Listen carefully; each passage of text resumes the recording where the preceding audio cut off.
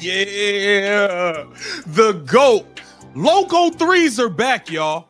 Logo threes are back like they never left. Caitlin Clark doing it to him. What's now emerging about what actually happened behind closed doors at USA Basketball's training camp tells a very different story than the polished, carefully scripted official narrative.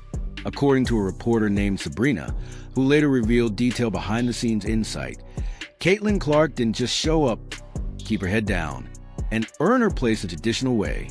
She didn't come in trying to blend seamlessly into the system or patiently wait her turn. Instead, her presence immediately disrupted the established order, changing the dynamic in ways few were prepared for. Clark is on fire. Day 3 of Team USA camp. The girl couldn't miss. It was like throwing a rock in the ocean for Caitlin Clark. Instead, she stepped into that gym and almost instantly changed everything. Not through noise or bravado, not with ego or theatrics, but through pure impact.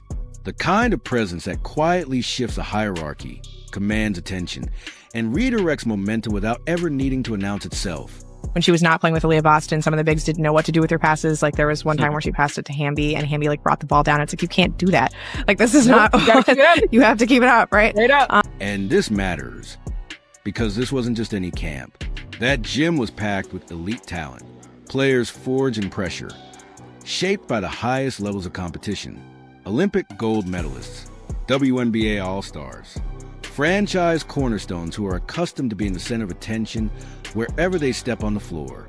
And yet, according to Sabrina, that single week turned into one of the most uncomfortable, tension-filled stretches anyone in that gym could remember. To see Caitlin like go at scouting players who were, instructed to play at a FIBA level of physicality was interesting considering how long she's been out and the fact that she's still ramping up injury. Not because of arguments or open conflict, and not due to chaos or dysfunction, but because the game itself started making decisions faster than people were prepared to accept. She was just like so happy to be there and like was individually like telling media members how nice it was just like talk to them again and like that she was just part of the basketball process. Clark showed up without fanfare, no dramatic entrance, no cameras following her every move. She made no effort to dominate the room or assert her presence. She simply arrived and got to work. If you want, I can also give a few more punchy, alternative versions that feel more cinematic or intense. Do you want me to do that? And just fun to like see the players in a live game situation again, because you think about like Caitlin hasn't played since July 15th, Yes. There are 4 sparks of this camp. Their season ended on September 11th, right? So it's been a long time since any of them have really played competitive basketball. But within minutes of her stepping onto the court, everything shifted. The energy changed, subtly at first, but unmistakably to anyone who was paying attention. Also got a quote out of Sue Bird about her being impressed with Caitlin just being engaged while she was out and getting back to being able to play. Conversations paused the moment she touched the ball. Drills grew sharper, more urgent. The hierarchy built over years of reputations, resumes, and expectations began to wobble. This wasn't about disrespecting what others had already accomplished. It was something far more uncomfortable. The realization that the game itself was reorganizing. Possessions flowed more naturally through her reads. Spacing improved when she ran the offense. The tempo lifted when she dictated it. And by the final day of camp, one player reportedly walked out early. Not because of injury, not due to a roster cut, and not after any dramatic confrontation, but because it had become clear where the game was heading, and it wasn't running through them.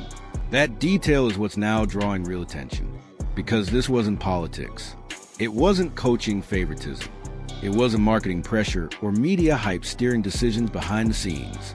It was basketball choosing its center of gravity in real time, the kind of shift that can't be negotiated, managed, or smoothed over once it begins. A little bit about what Caitlin looked like on the court, how much fun she was having, how important it was. And then someone else, Angel Reese on the other side, talking about Chicago. That was the article I was not expecting. The real question is far more uncomfortable. Was Caitlin Clark's dominance intimidating to the players around her, or were they simply unprepared for what her true, day-to-day level looks like up close? There's a massive difference between knowing someone's reputation and experiencing their presence every single possession. between respecting highlights and having to defend reads that arrive half a second faster than you're used to, between seeing talent on film and realizing, too late, how little margin for error exists when someone processes a game at that speed. For some players, that realization is energizing. For others, it's destabilizing. And that's what makes this moment so revealing. When the game itself starts choosing who it wants to flow through, it isn't personal. But there's also nowhere to hide. You either adapt, adjust, and find your place within that new reality, or you're forced to confront the fact that the hierarchy you were comfortable with no longer exists. What happened at that camp wasn't just about one player excelling. It was a system being exposed in real time. And once it happens, everyone in the gym has to decide how they're going to respond. Team USA training camp is normally controlled, professional, almost routine. Everything is structured. Players cycle through drills, build chemistry, run systems, and prepare efficiently for international competition. Even with elite talent on the floor, there's usually an unspoken rhythm. Everyone knows when to push, when to defer, and how the hierarchy generally works. That rhythm didn't survive Caitlin Clark's arrival. Not because she disrupted it intentionally, and not because she tried to impose herself. It collapsed because everything on the floor began to orbit her decisions. Drills felt heavier, like every rep suddenly mattered more. Possessions grew sharper and faster. Conversations stopped when she touched the ball, not out of obligation, but instinct. Coaches leaned forward without realizing it. Players paid closer attention, unwilling to miss a read or a cue. This wasn't manufactured hype or media-driven buzz. It was gravitational pull, the kind only truly elite players generate by playing the game correctly at full speed with no wasted movement. Sabrina described it as Clark making the team in the truest sense of phrase, not by being selected on a roster sheet, but by proving possession after possession that the game itself functioned better when it flowed through her. That's a difficult thing to witness if you're used to the game flowing through you. By the final day of camp, that reality was impossible to ignore. Clark didn't coast. She didn't dial it back. She didn't blend in to make things comfortable. She dominated every session. And according to multiple accounts, someone in that gym simply couldn't handle watching the hierarchy change in real time.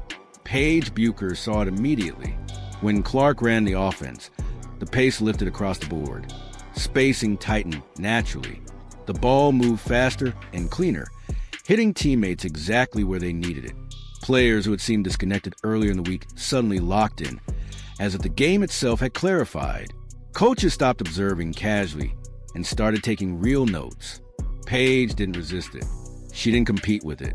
She recognized it, adapted, and elevated alongside it. That's what high-level basketball intelligence looks like when it meets another elite mind. Angel Reese experienced something very different. For her, the shift wasn't energizing, it was disorienting. Not because she lacked talent or didn't deserve to be there, but because the game stopped centering itself around her strengths. The ball didn't find her the same way. The offense didn't slow down for individual moments. It moved past them. The tension that followed wasn't loud or dramatic.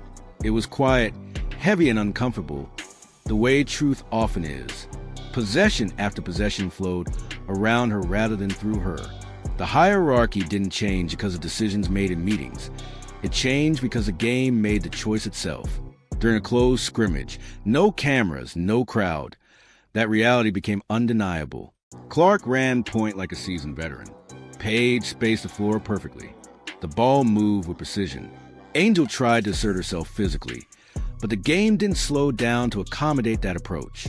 It sped up, and possession by possession, her influence faded. Not because she was benched, but because the tempo erased her role. Coaches noticed. Notes were taken. Assistants whispered. Angel saw it all happening in real time. The game wasn't choosing her. Sabrina also highlighted something crucial about Clark's play. It wasn't just a step-back threes with impossible passes. It was a precision. She didn't just pass to open teammates. She delivered the ball to the exact spot they needed it, at the exact moment. Some players weren't ready for that level of facilitation. Clark demands readiness without saying a word. The camp emphasized fiber-level physicality, far more intense than the WNBA. Clark absorbed contact, embraced the pressure, and never flinched.